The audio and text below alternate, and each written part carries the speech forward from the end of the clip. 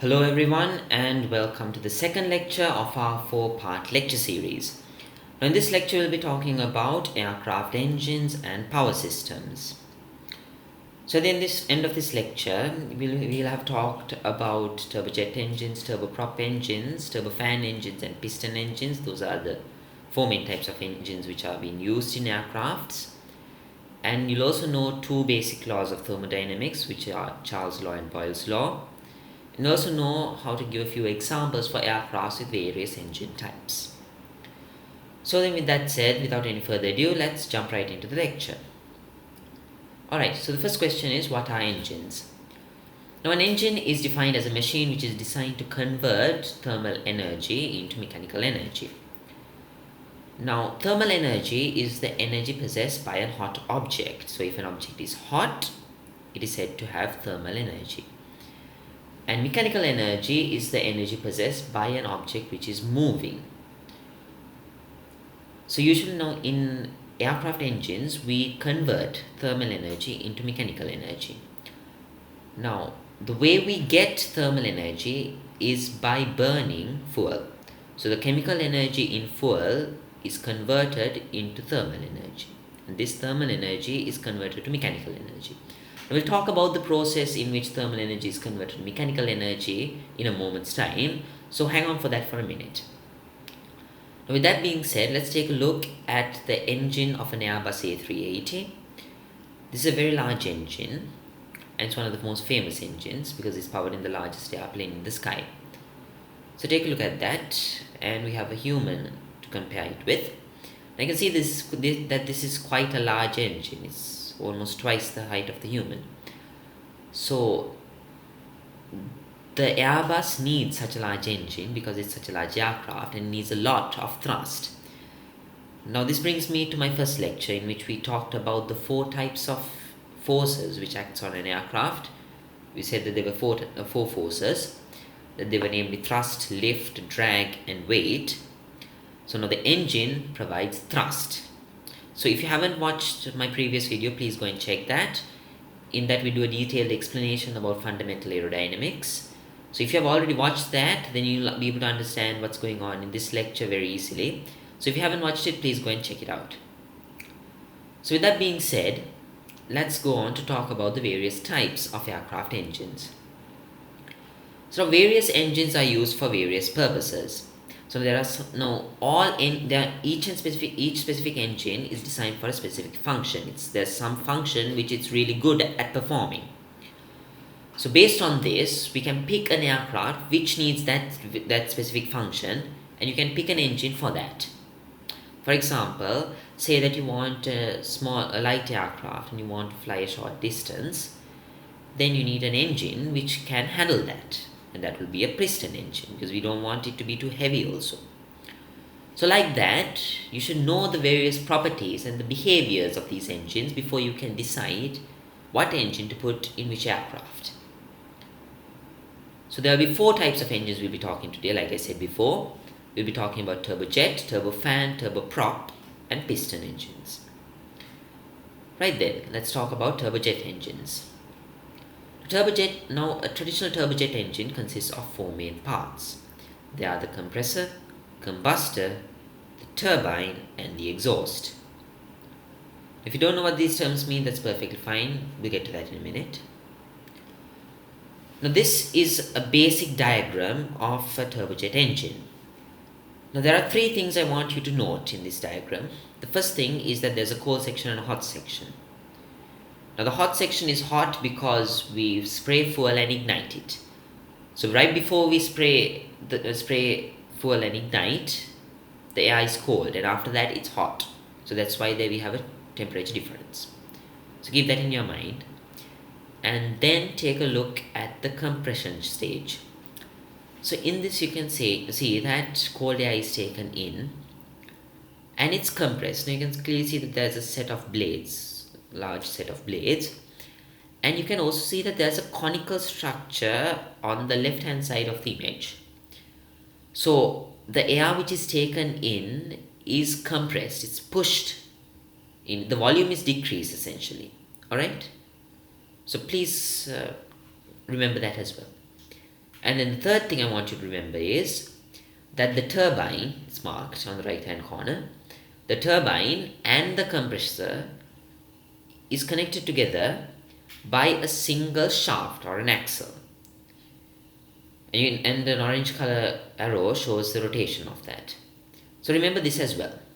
Okay. Now with that being said, let's talk about a few laws of thermodynamics.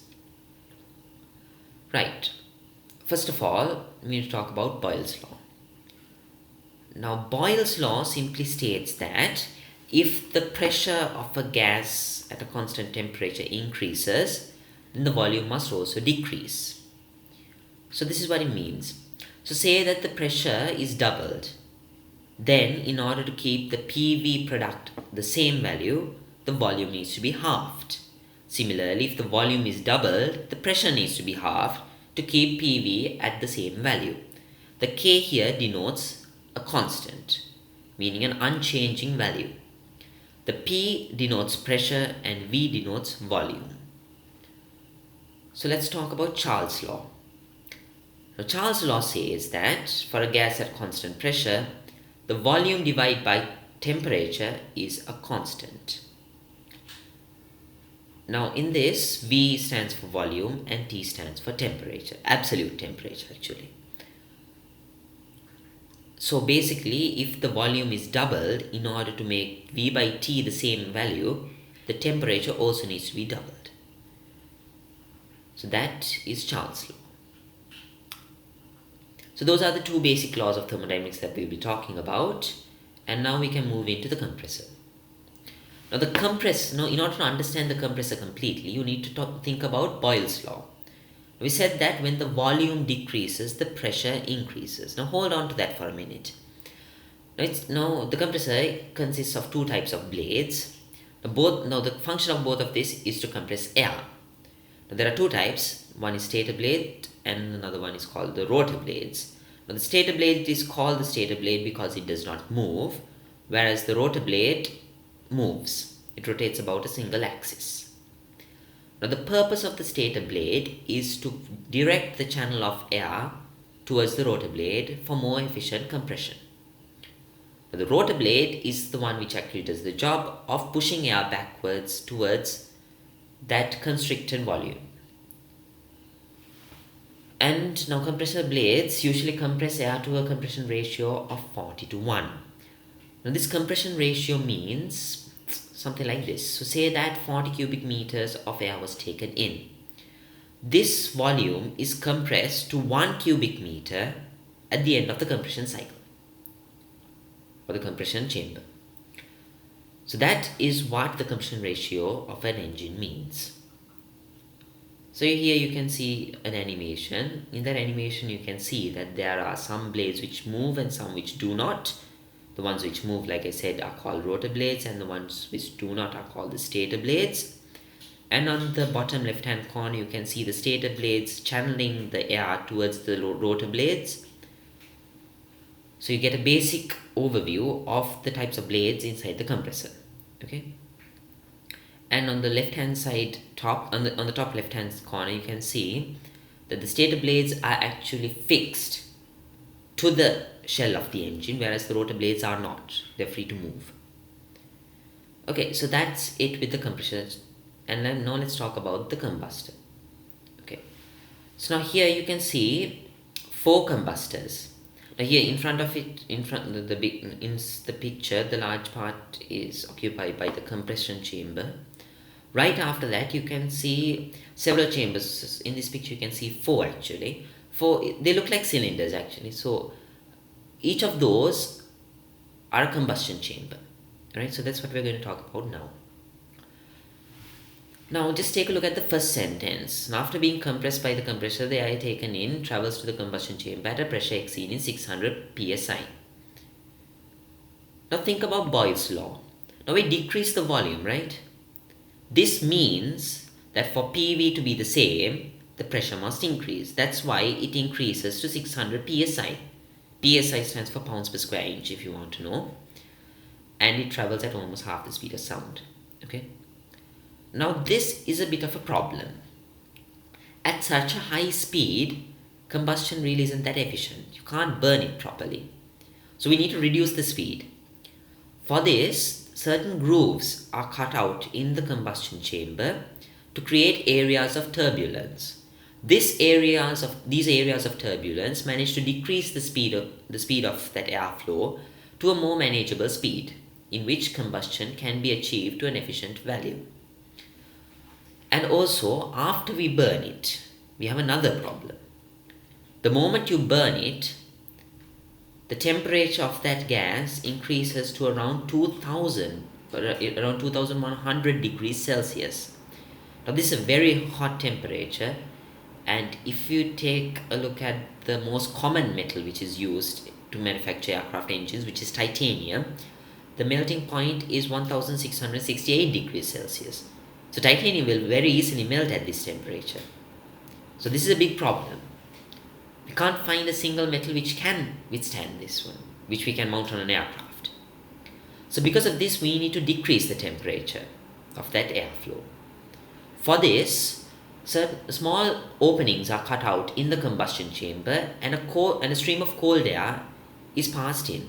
This cold air gets mixed with that hot air and brings the temperature down to a more manageable 1000 degrees Celsius.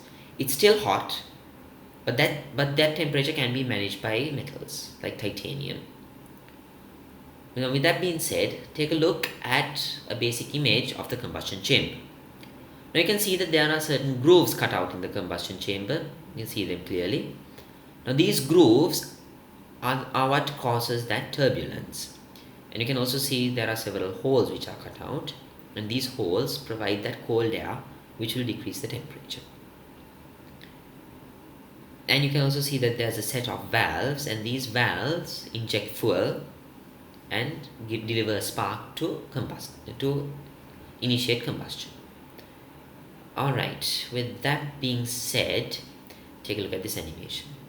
So cold air comes in, is burnt in the combustor and flows out. Now just after the combustor, you can see that there's another set of blades. Now these are the turbine blades, and can you see that the turbine blades are also rotating because of the hot air which is coming out of the combustion chamber. Now we need to think about Charles' law now. Now Charles' law said that when the temperature increases, the volume also must increase, right? V by T is a constant. So when we increase the temperature from the normal standard temperature to 2000 degrees Celsius, now it's 1000 degrees to 1000 degrees Celsius, there's a massive increase in volume. So all of that air gushes out of the combustion chamber and into the turbine blades. So because of this, the turbine blades rotate. Have you ever seen a fan rotate freewheeling in the wind? So if you expose a fan to a column of air, you can see that the fan just rotates by itself. So this is what happens in the turbine. It rotates because of that fast flowing air coming out of the combustion chamber. Alright. So in this diagram of the turbine, you can see that there's a cone, and at the tip of the cone, there's a small connection, and that connection is connected to the compressor blade, right? So when the turbine rotates, it also rotates the compressor blades, and hence the cycle continues. Okay, there's one more thing we need to talk about turbines before we end that. That is the spool value of an engine. Now a spool basically refers to the set of compressor to turbine blades that we have. So this engine has two spools. One is marked in purple and another one is marked in green. Okay, so two sets of compressor blades and two sets of turbine blades. Right, the exhaust nozzle. That's the final part of the jet engine. Now what the exhaust nozzle basically does is it directs the flow out of the engine in a way that it won't damage any of the other parts of the plane. Okay, so it basically constricts the flow and just delivers it out of the engine safely. Now there's one more part of the exhaust that we need to consider. That's the afterburner. Now the afterburner concept was invented after a certain group of scientists found out that there was a certain amount of unburnt fuel which was coming out of the exhaust. That meant that a certain amount of the fuel that we put in was not being burnt completely. So this inherently meant that we are dumping fuel off. So this is not actually good. So because of this, engineers invented an afterburn. So what the afterburn essentially does is it provides an extra spark for that exhaust air, and with the help of those extra molecules of fuel which is remaining inside that exhaust valve, it ignites and provides an extra thrust. So you might have seen this image in many, well, if you have looked at any movies with military aircrafts, you might have seen this. This is an image of an engine when the afterburners are deployed. So an afterburner is traditionally used when a pilot wants to get an extra bit of thrust for maneuverability in military operations. So basically that is the afterburner. Okay, so we're done with turbojet engines. Now turbofan engine is made by simply fixing a large fan to the shaft of a turbojet engine. So by fixing that fan, we get a turbofan engine. Now there's something very important in the turbofan engine, and this is called the bypass ratio. Now the bypass ratio refers to how much of a volume of air escapes the jet engine, to how much has to pass through the jet engine. So if you take a look at this, you can see that there's a certain amount of air which passes between the sleeve and the jet engine. The ratio of that to the amount of air which has to go through the jet engine, that is through the compressor, combustor turbine and the exhaust, is called the bypass ratio. So this is a simple image which will show what you'll see if you keep your head between the sleeve and the outer sleeve, the outer casing, and the jet engine of a turbofan engine. So what you see in front of you is the fan. Okay, now let's take a look at a few bypass ratios of commercial aircrafts. First of all, let's take a look at the Boeing 747. It has a bypass ratio of 5:1. Now this means that if 6 cubic meters of air comes in, 5 cubic meters don't go through the jet engine but just passes between the sleeve and the jet engine. Only 1 cubic meter of air passes through the jet part of that engine. Then the Airbus A380 has a bypass ratio of 8.7:1, and the Boeing 787 has a bypass ratio of 10:1. Remember, this bypass ratio does not depend on the aircraft, it's actually the engine. But what I want you to note is the Concorde has a bypass ratio of 0:1. That means that there's no air which moves through the sleeve, that is between the outer casing and the jet engine. So this means that the Concorde's engine, the RR Olympus, is actually a turbojet engine. It's not a turbofan engine because there's no bypass. Okay, now turboprop engines. Turboprop engines are almost the same thing. For simplicity's sake, they are almost the same thing. And instead of fixing a fan, you have fixed a propeller. So this is an image of a turboprop engine aircraft. You might have seen this. So basically, aircrafts like Hercules or other military aircrafts which are used for military operations, they use these aircrafts. You might have seen them. Okay, let's take a basic look at a comparison of these engines. So we have the turbojet engine, the turboprop engine, and the turbofan engine. Now you can see that basically they have the same structure. They have the structure of the turbojet engine, right? They all have a compressor, a combustor turbine, and an exhaust. But you can see that the turbojet engine is much larger than the turbojet engine in the turbofan, right? Same with the turboprop.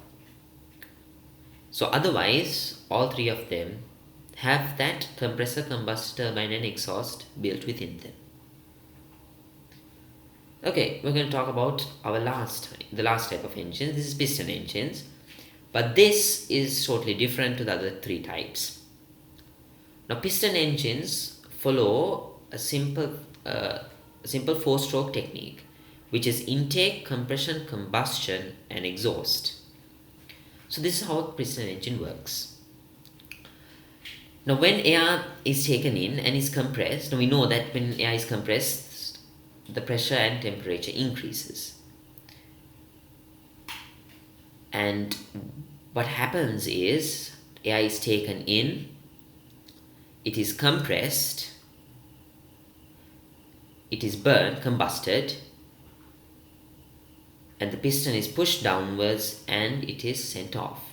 So the four strokes are intake, compression, combustion, and exhaust.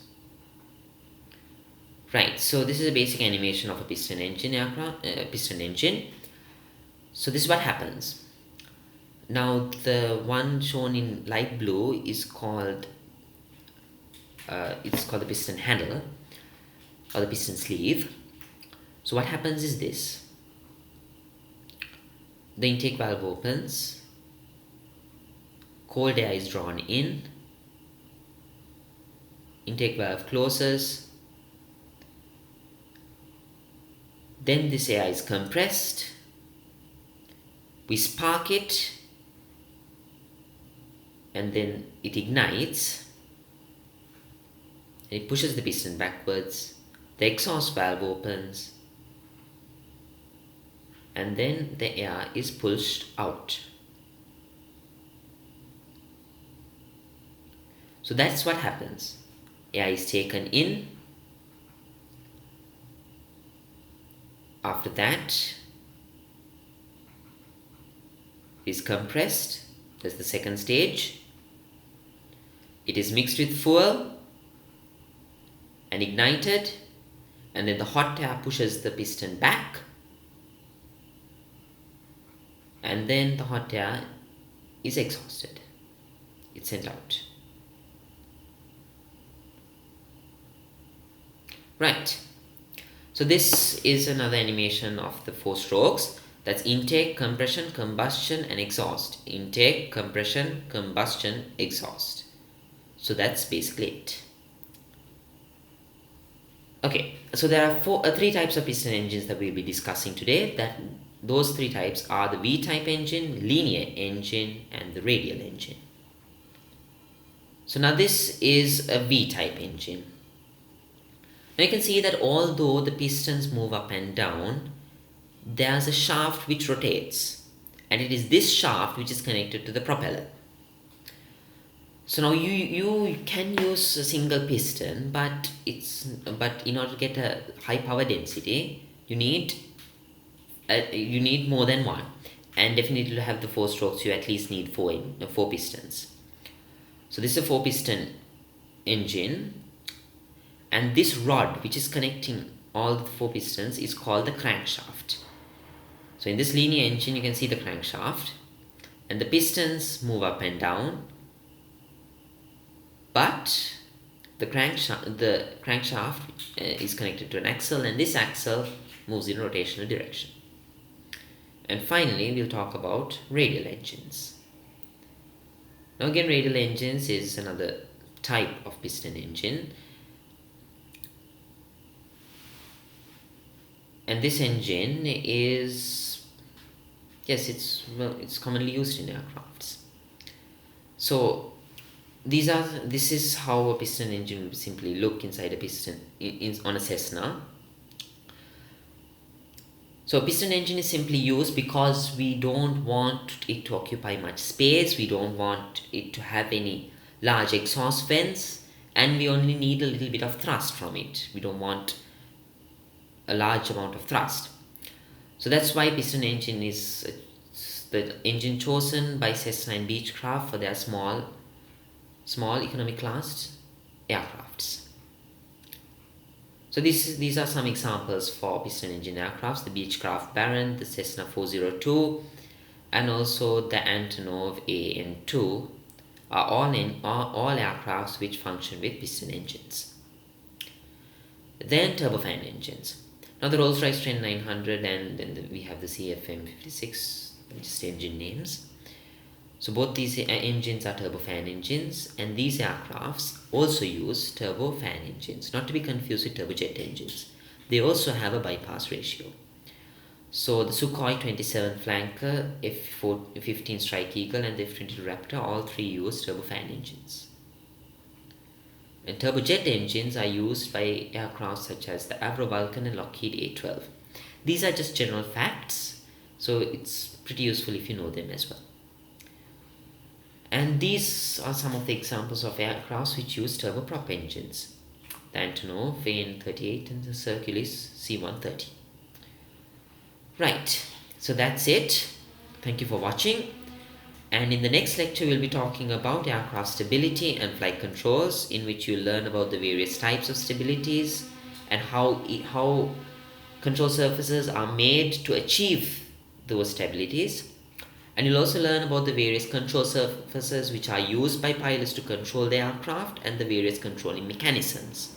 You learn about mechanical control system, hydromechanical control system, and fly-by-wire control system. So please watch that video, and thank you for watching. Good evening.